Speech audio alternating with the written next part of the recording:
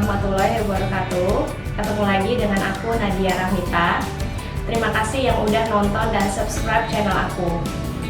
Di video kali ini adalah lanjutan dari video aku yang sebelumnya yang membahas noun, kata benda, dan aku bagi dua. Sekarang aku akan ngebahas tentang noun yang berdasarkan jumlahnya. Jangan lupa subscribe dan let's check it out. Kita sampai pada nouns part 2 atau kata benda bagian 2, dan ini diklasifikasikan berdasarkan jumlahnya yang biasa disebut dengan collective noun atau kata benda kolektif, teman-teman. Jadi dia dibedakan atas dua jenis. Yang pertama yaitu countable noun, yaitu kata benda yang bisa dihitung. Perlu diingat ya. Jadi contohnya radio, pencil, table, dan lain-lain. Jadi kalau radio, pensil, meja itu kita bisa hitung ya, karena memang ada wujudnya kayak satu meja, dua meja gitu.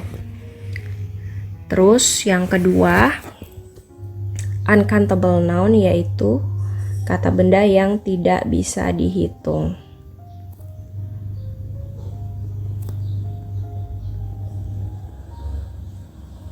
Gitu.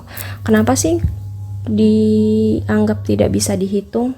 Karena kayak water, milk, honey, and money itu dia wujudnya kan berupa cairan, cair ya.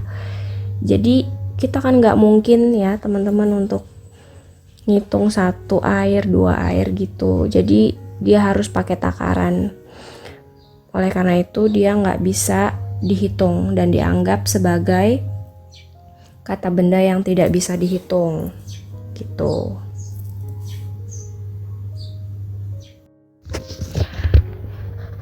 Dan untuk money itu dianggap juga sebagai kata benda yang tidak bisa dihitung karena memang jumlahnya itu kan tidak terbatas ya teman-teman. Jadi walaupun kita bisa hitung uang, tapi itu sebenarnya dia dianggap tidak bisa dihitung gitu, karena memang jumlah uang itu tidak terbatas.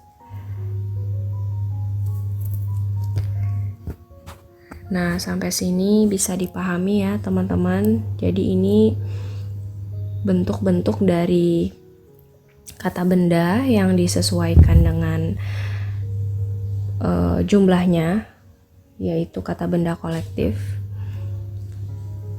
Yang pertama, countable noun yang bisa dihitung, radio, pencil, table. Jadi kalian bisa cari contoh-contoh yang lain juga. Ini hanya contoh yang aku kasih. Dan yang kedua itu adalah kata benda yang tidak bisa dihitung atau uncountable noun. Jadi ini juga cuman contoh aja, sebenarnya banyak yang bisa kalian cari atau temukan di sekitar kalian. Kayak misalnya benda-benda padat kayak chocolate, and then bread, roti ya, keju, sugar, salt. Itu semuanya kata benda yang tidak bisa dihitung. Jadi kayak garam, gula itu nggak mungkin kalian hitung satu persatu per butirnya. Makanya dibilang itu adalah kata benda yang tidak bisa dihitung. Nah, ini ada sedikit latihan ya buat kalian untuk mengetahui yang mana CN itu countable noun atau kata benda yang tidak bisa dihitung kah? Dan juga UN, uncountable noun atau yang nggak bisa dihitung. Kita bisa langsung lihat ya teman-teman. Number 1, sugar itu kira-kira CN atau UN? Oke, dia adalah UN ya. Jadi uncountable noun karena gula itu tidak bisa dihitung. Seperti yang aku jelasin tadi. Kita nggak mungkin menghitung butiran-butirannya, tapi itu cuman bisa dihitung per takaran ya. Jadi dia uncountable noun. Next, oil. Oil itu minyak. Minyak juga termasuk uncountable noun. Jadi nggak bisa dihitung ya, karena dia juga bentuknya cair gitu. Jadi dia tidak bisa dihitung per biji ataupun per buah. Selanjutnya orange juice.